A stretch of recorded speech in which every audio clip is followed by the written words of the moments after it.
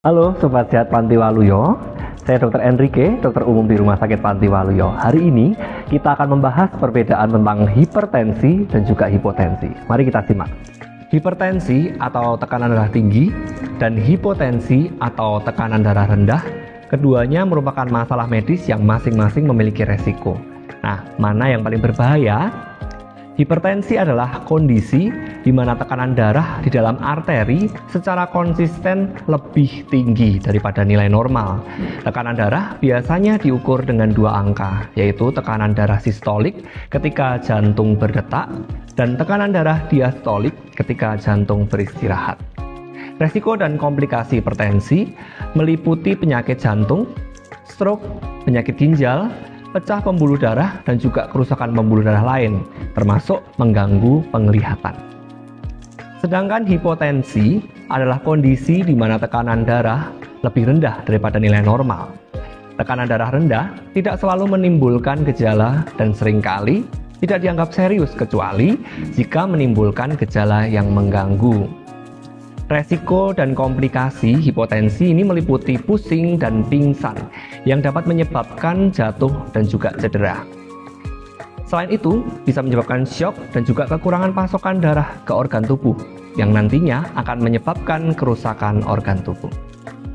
Untuk mengetahui mana yang lebih berbahaya, kita perlu melihat dari dua sisi, dampak yang ditimbulkan dan juga dari kondisi yang ada.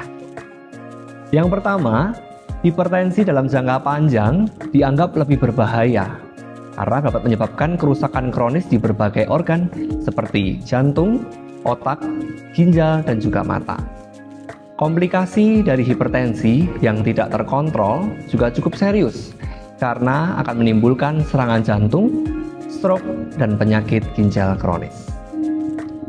Yang kedua, hipotensi bisa sangat berbahaya dalam situasi akut, terutama jika menyebabkan syok atau kehilangan kesadaran yang dapat berakibat cedera serius.